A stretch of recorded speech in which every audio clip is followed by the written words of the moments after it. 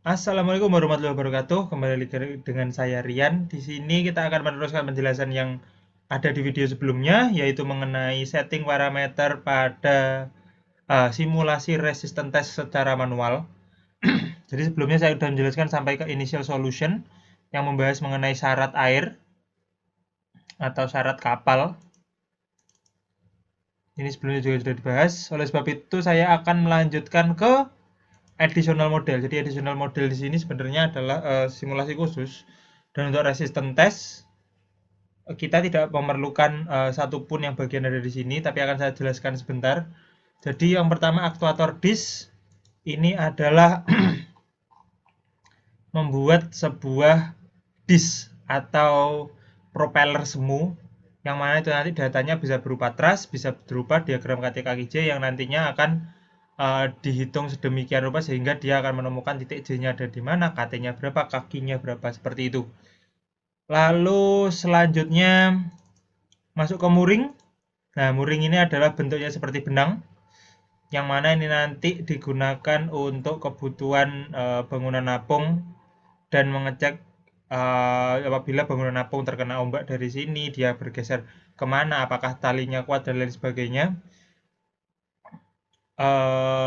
Fungsi ini pun digunakan sebagai untuk fungsi tagging. Di sini ada tagging yang tidak bisa diklik. Nah, fungsi tagging ini bentuknya akan sama, hanya saja dia fungsinya untuk tagbut, yang mana itu nanti dia membutuhkan dua domain agar menu ini menyala. Jadi domainnya harus ada dua, domain kapal, domain propeller, atau domain kapal dengan domain kapal. Seperti itu.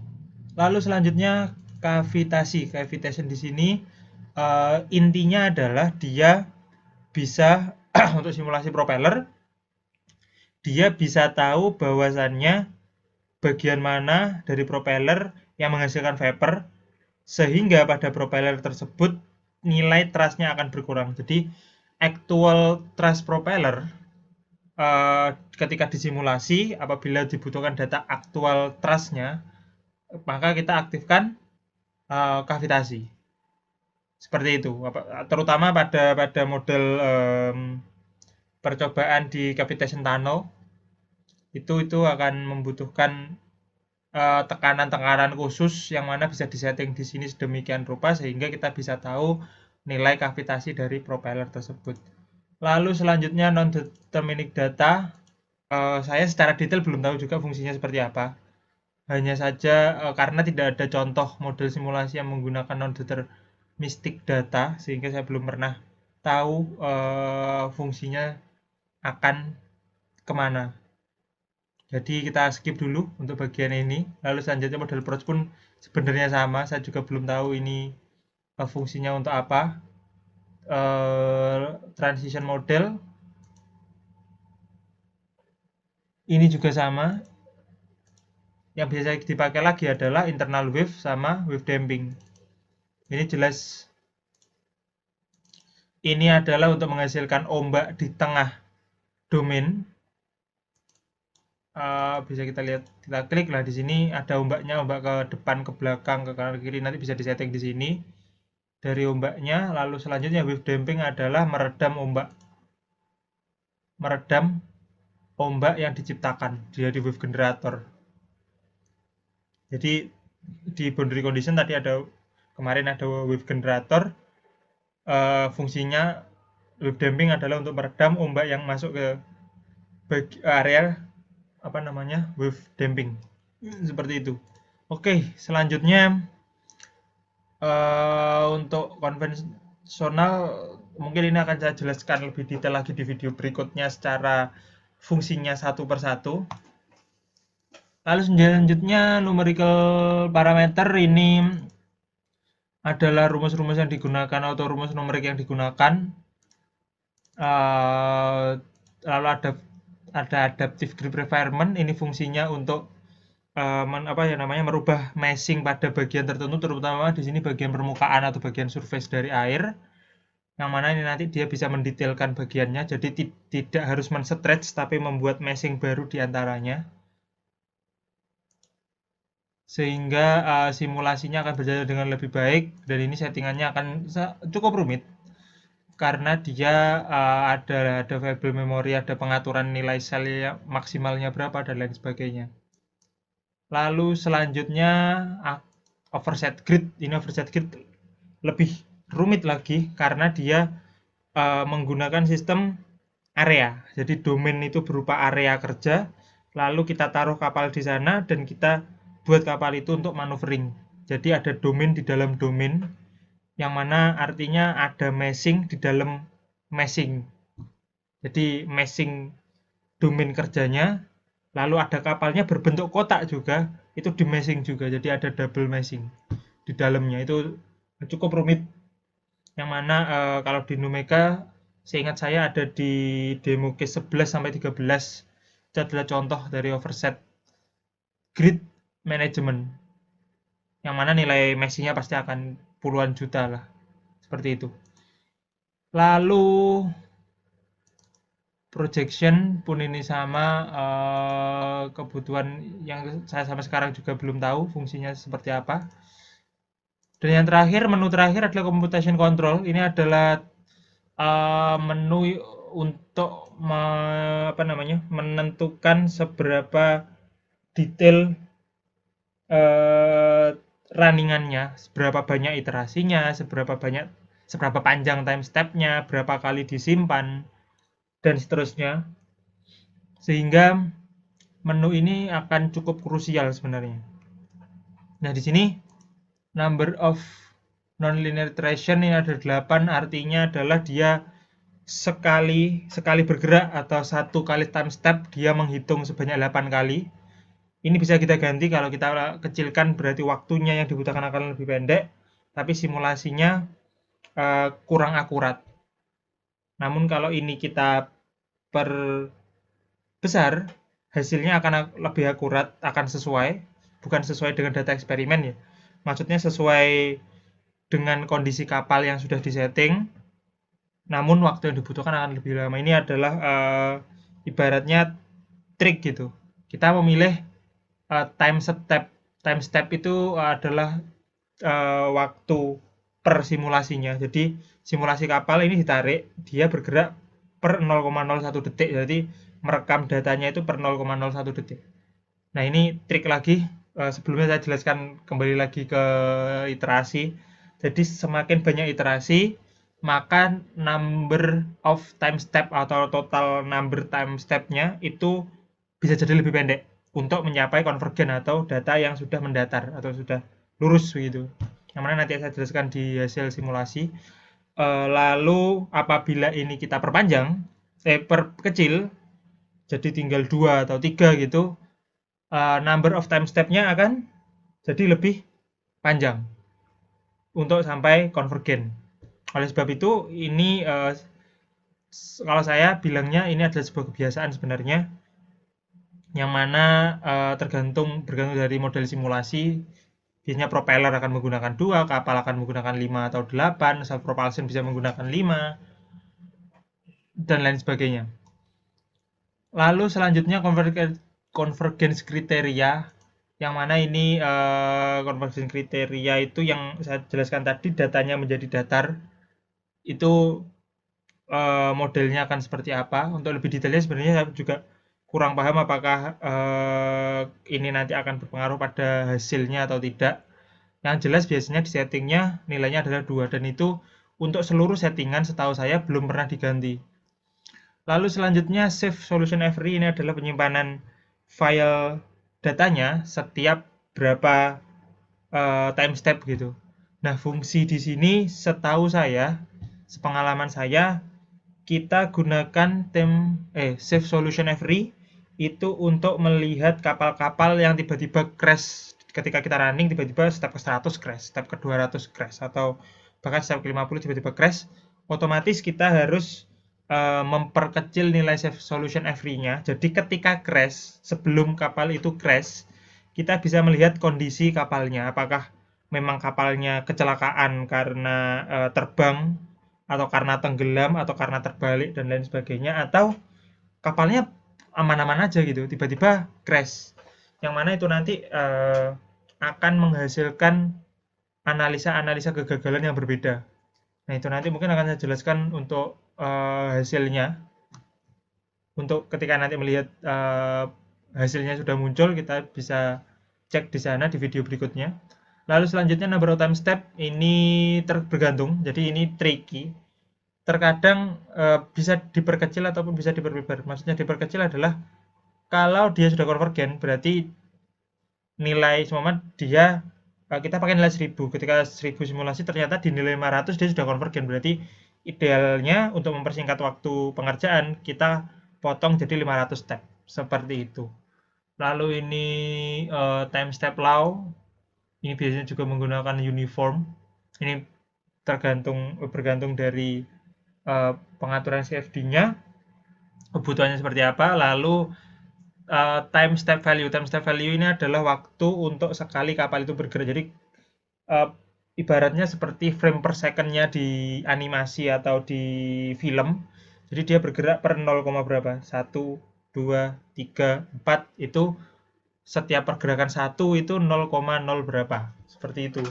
Nah, di sini ini juga tricky. Terkadang kita bisa ngasih nilai besar sehingga kita bisa mendapatkan hasil yang langsung number of time step lebih kecil sehingga simulasinya akan lebih cepat. Namun resikonya adalah ketika kita menjadi lebih besar, pergerakan datanya tidak akan stabil sehingga ketika konvergen itu bentuk konvergennya akan tidak rapi gitu. Sedangkan kalau kita perkecil bentuknya akan lebih rapi. Selain itu kemungkinan untuk gagalnya akan lebih kecil karena pergerakannya dia pelan-pelan. Kalau dia pergerakannya langsung meloncat, ketika ada ombak atau anggap aja skipping, ketika dia menabrak ombak dan kapalnya harusnya ke atas dulu baru turun ke bawah, dia bisa karena dia frame-nya terlalu lebar, dia bisa belum naik ke atas, tiba-tiba dia sudah ada di bawah gitu. Nah, itu yang membuat simulasi-simulasi tidak akurat.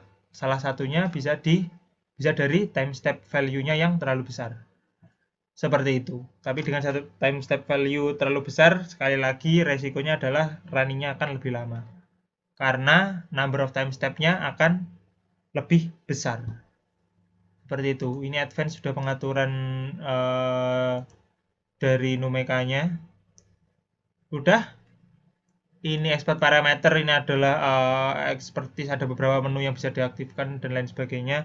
Mungkin contoh lebih jelasnya ada di FineOpen sebenarnya terkait dengan penyalaan seperti temperatur, distribusi panas, persebaran panas dari benda A ke benda B dan lain sebagainya. Itu settingannya akan beda-beda dengan peraturan-peraturan termodinamikanya.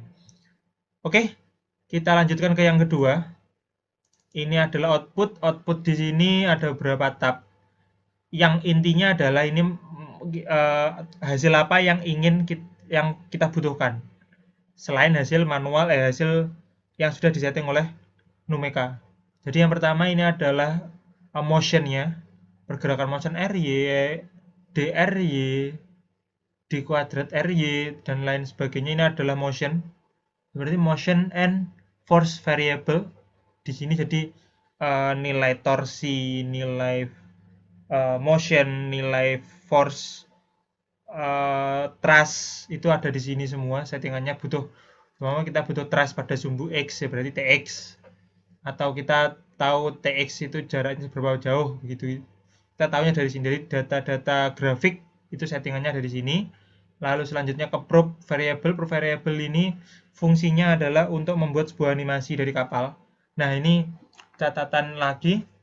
Apabila kalian ingin membuat animasi dan menyalakan prop variable, maka pastikan nama file kalian tidak memiliki spasi sama sekali. Ingat, tidak memiliki spasi, karena ketika kalian memberikan spasi, maka biasanya ketika disimulasi ulang tentang unsteady-nya, di bagian unsteady-nya dia akan error. Biasanya seperti itu.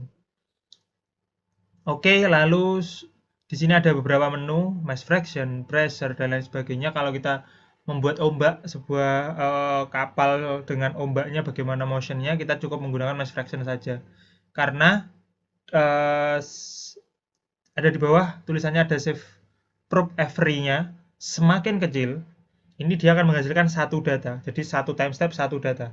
Otomatis ketika kita menggunakan 1000 time step, kita akan membutuhkan 1000 data. Nah, untuk satu datanya saja itu bisa 50 MB sampai 500 MB. Ini untuk satu datanya, untuk satu kuantitasnya. Belum lagi kalau kita menyalakan beberapa kuantitas, itu jelas memori yang dibutuhkan akan sangat besar. Oleh sebab itu, shape probe every-nya kita asumsikan dia setiap 1 detik dia bergerak berapa kali. Seperti itu. Jadi analoginya adalah analogi film. Jadi kita butuh FPS-nya berapa, lalu kita settingkan. Seumpama kita butuhnya setiap 10 time step baru di capture, 10 time step baru di capture, kita setting ke 10 sehingga datanya akan lebih kecil, itu storage yang dibutuhkan akan lebih kecil. Dan sama dengan kuantitasnya, jangan dijentang terlalu banyak karena nanti datanya akan terlalu banyak untuk dikelola.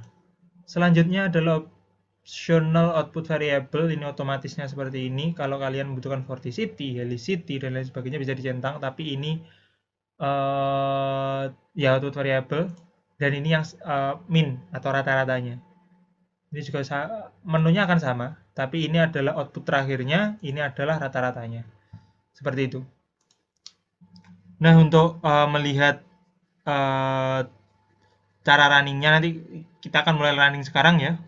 Ini pertama klik shift project every, ini apa namanya, shift solver simulation files.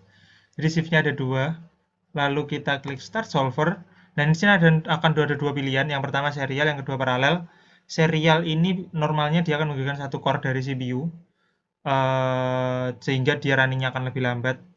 Jadi kita akan menggunakan paralel, dan paralel di sini untuk academic version diberikan batasan sebesar 4. Nah, jadi kita setting ke 4, lalu kita start.